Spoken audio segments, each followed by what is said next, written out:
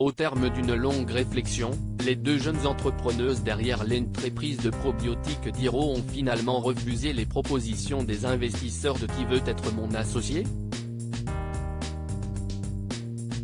Elles s'en expliquent sur Télé Loisirs. Si jusqu'à présent, on était davantage habitué à voir les entrepreneurs tomber facilement dans les bras des investisseurs. Mais rien de tout cela ce soir dans le 5e et avant-dernier épisode de Qui veut être mon associé. L'émission de M6 a en effet été témoin d'une surprenante prise de position de deux entrepreneuses, qui n'ont accepté aucune des propositions mises sur la table. 250 000 € pour 10%, 9%, 8%.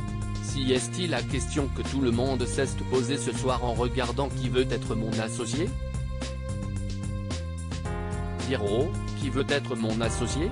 On n'a pas senti cet apport d'une vision venue présenter Diro, une entreprise spécialisée dans les cures de probiotiques naturels et fabriquées en France. Anouk et Lisa cherchaient à lever plus de fonds afin de développer leur projet, et pallier à un manque en matière de compétences. On cherchait un partenaire stratégique, on se confronte à des sujets qui sont de plus en plus techniques, comme le développement international, ou pour entrer dans les pharmacies, explique-t-elle à Télé Loisirs.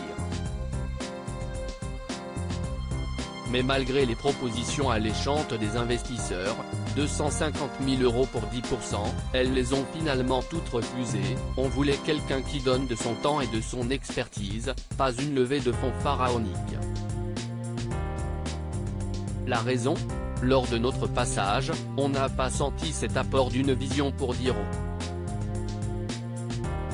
Car les deux jeunes femmes ont beaucoup donné pour leur entreprise, on était ouvertes. Si est juste qu'on a beaucoup donné, donc 10%, c'était déjà conséquent pour nous. Ça fait 3 ans qu'on donne tout, expliquent les deux entrepreneuses. Si elles ont d'abord tenté de négocier 9% plutôt que 10%, le duo part finalement sans investisseur, mais certain du choix qu'il a fait. Nous on sait ce qui s'est passé, on sait comment on l'a vécu. Après, il faut comprendre qu'on est dans un moment de stress qui est intense au moment de ce plateau, il y a aussi beaucoup d'émotions.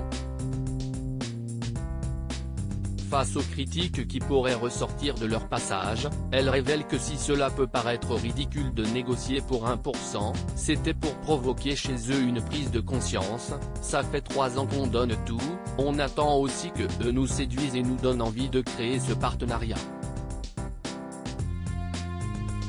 On n'était pas là que pour l'argent.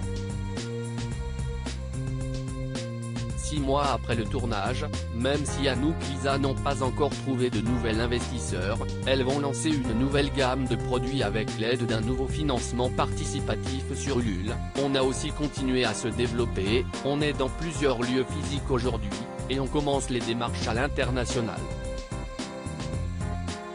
À lire aussi Qui veut être mon associé?